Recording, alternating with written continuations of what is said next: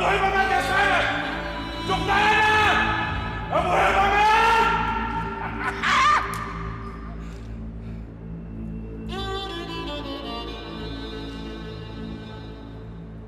يا ترى دي اخر نفس ولا لساك هتشقى؟ اقفل المخازن كلها وشدد الحرس على البيوت. من النهارده الطار هيسبح البلاد بالدم. الحمد لله انه لابس قميص واقي ضد الرصاص. وعمره واعي. ما حملش يا حكم، تصبر شوية. عاوز تورثني وانا عايش ما متش. هتسيبني لمين يا عمي؟ انا ماليش غيرك. ده انت فرشتنا وغطانا. تنوح زي النسوان. شد نفسك بلاش شغل الحريم. ايوه الخبر صحيح. الدم مغرق الدنيا. انت بتعمل ايه؟ الو. لسه بدري يا ماهر، كأنك ما تعلمتش. هاري عيارة طبية. ليه؟ فيك حاضر. خير يا حاضر يا بيه. والله ما عملهاش يا اخوي. ده ماهر. رد يا بنت. الو. ايوه ابويا ماله؟ ماله جوز يا ماهر؟ طيب انا جاي. في ايه يا ماما؟ الحق يا امين، طخوا قلبي، طخوا منصور. لا اله الا الله، لا اله الا الله. اذا اراد الله شيئا كان.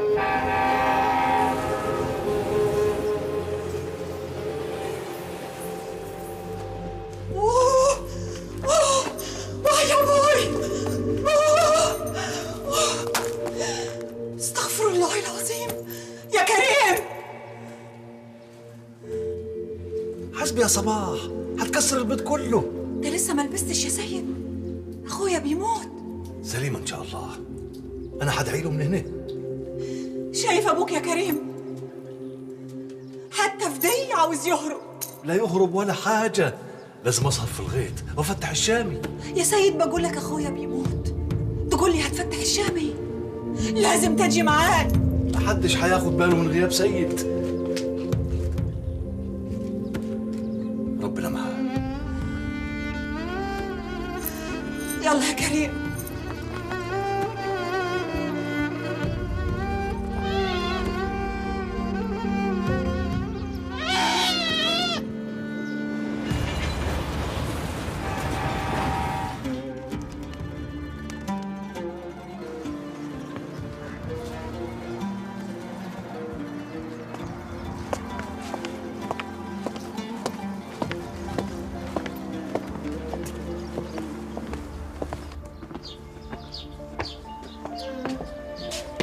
الكبير بس يجي معايا، اخويا ما يحبش الحزن. انا اتصلت باحمد وقال ان هو هيحصلنا على المطار. همي يا كريمه، عاوزين نلحق الطياره. جايه اهو.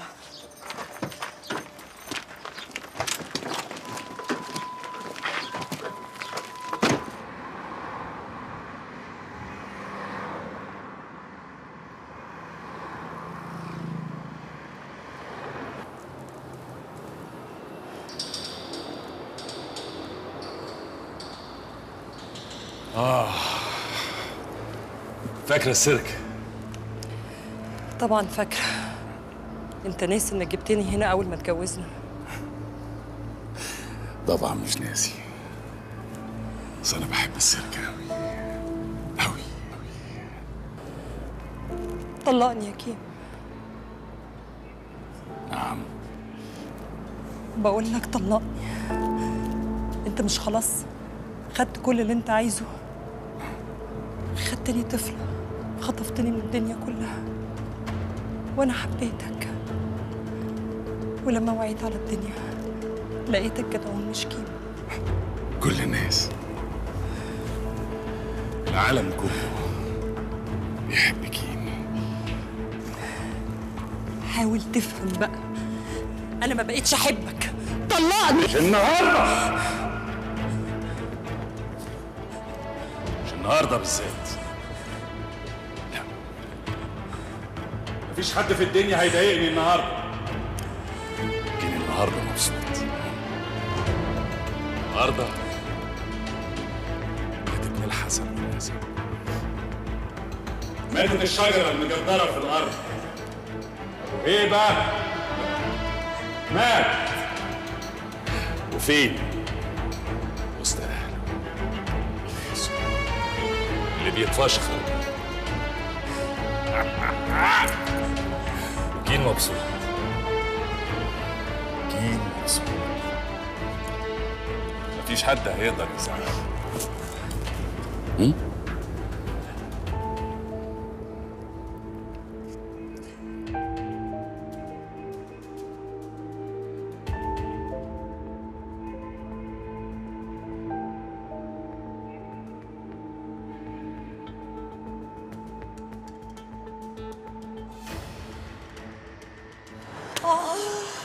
خوفي عليك يا سبع لا يكون آخر صبرك. الندلي ياخد عصايتك ويرقص على جنب. بعد الشر يا غنيمة. إيه؟ مين جابكم هنا؟ أخوي ما مستحملش، ربنا يكتب له الراحة. ربنا يستر. مات؟ لا بس جواه رصاص كتير، ربنا يسلم ويرحمه. يا رب.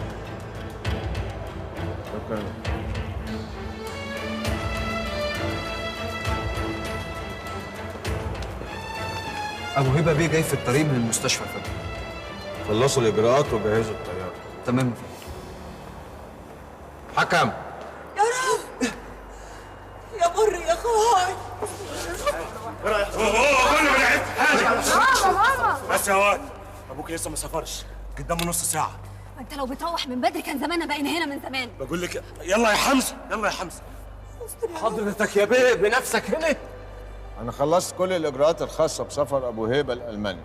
لا جوزي ما هيتحركش من هنا إلا ورجلي على رجله. اسكت يا ست، أنا أخوه وأولى بيه. لو سمحتوا. طب حضرتك سؤال واحد بس. لو سمحتوا سؤال واحد طيب. اهم. يلا بدي خلينا نلحقوهم. استر يا رب. أنت هتفضل هنا تكمل شغل أبو هيبة في غيابه. دي أوامر. اللي هيسافر أم أمينة وصفان. فين حمزة؟ حكم بيه بعد اذن حضرتك سؤال لو سمحت. حكم بيه بعد اذنك سؤال لو سمحت. بعد اذن حضرتك حاجه بسيطه بعد اذنك. حكم بيه حكم الوريث الشرعي والمسؤول عن اداره المؤسسات بعد غياب رجل الاعمال منصور ابو هيبه. تقدر تقول لنا دلوقتي مين المسؤول وراء قتل ابو هيبه؟ هل هي المافيا العالميه كما تقول الاخبار العالميه؟ مؤسسات ابو هيبه قايمه وهتباشر اعمالها، لكن اللي حصل لاخوي بيد الغدر النهارده ما هيعديش بالساهل، وكل واحد عارف نفسه. يعني انت عارف مين اللي ورا قتل ابو هيبه؟ عمي في حالة خطر، مش وقت تصريحات دلوقتي. ايه؟ يا حكم بيه يا حكم بيه.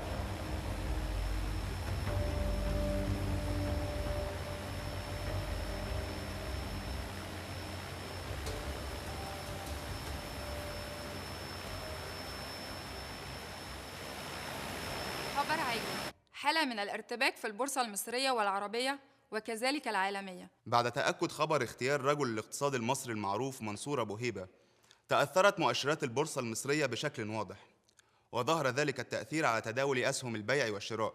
ويرجع الخبراء العالميين في أمور الاقتصاد والبورصة أن السبب يكمن في حادثة اغتيال رجل الأعمال المصري منصور أبو هيبة. قلبك في عينيك يا غنيمة، عارفك ملهوفة. لو تقدر يا أم أمينة، لو تقدر تقوميني وتطلعيني من هنا. صدقت يا أم البنات، جوزك هيقوم منها زي زمان. جسمي اتعود على الميلة.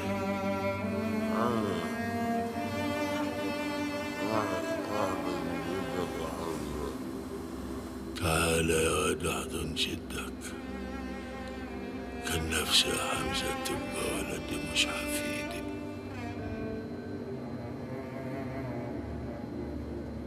We have to go now. يا مغرور. المر، مين يعرف اللي جاي والمقدور. دي الدنيا كانت في عينيا وشوية